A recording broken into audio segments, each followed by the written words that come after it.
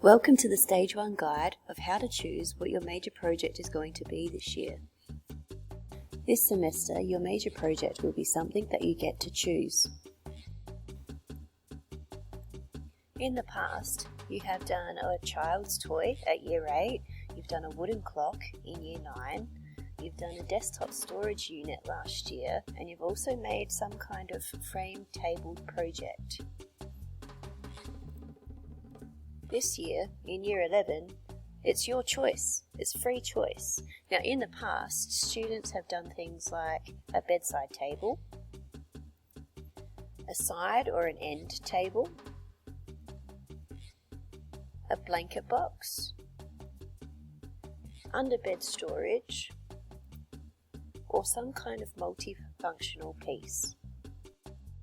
For instance, this multifunctional piece could be a stool for sitting on, it could be a plant or an end table, or it could just be used for something else.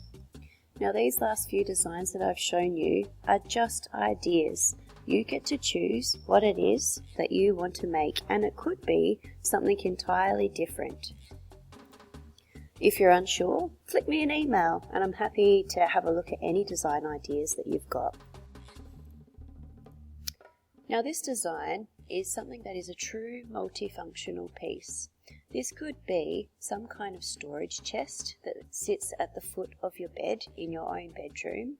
It could be an item that is used in your main living area.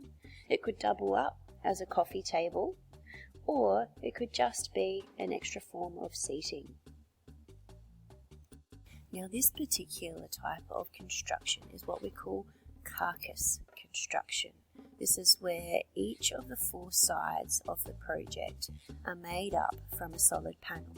So in this particular one, there has been an entire piece of timber which has been laminated, glued with a widening join to moor to make a large plank of wood that forms that whole side.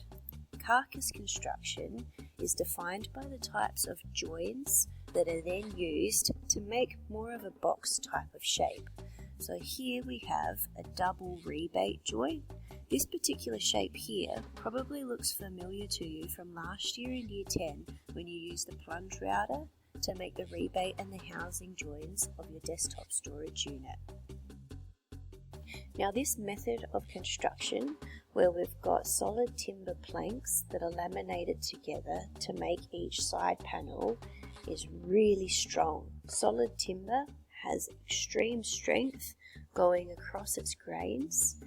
However, the disadvantages of this are that solid timber actually costs a fair bit of money and has a fair amount of weight to it as well, which may not faze you at the moment. However, transporting your item home or moving it around once it's home might become quite challenging.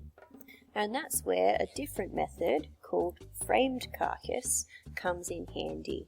Now, this one here is quite different because it's made up of 4 individual smaller pieces of timber that are joined with a proper traditional joint. For instance, it could be a mortise and tenon, it could be a cross T halving, it could be something that's more contemporary such as a biscuit or a dowel join, but this method where we've got 4 pieces to make up that side are what we call a framed carcass.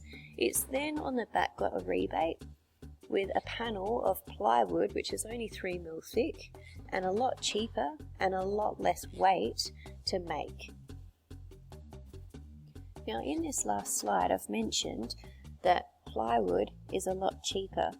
Now, that's relevant because the school chips in $15 towards your major project. Now, that usually has been used in the past on some kind of clear finish, for example, lacquer, or the actual purchase of the solid timber to make your major project.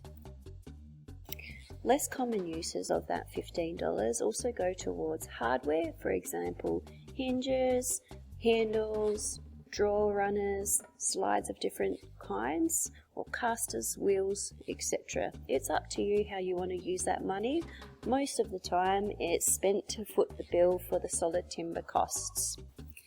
Now, main things to keep in mind before you actually think about what it is that you're trying to make here at school is that we've only got 10 weeks of construction time, and quite often drawers, drawer runners, and the application of applying hinges consume at least 1 week of construction time each. So we've only got 10 weeks of major construction time, and each of those will eat up 1 week of construction time.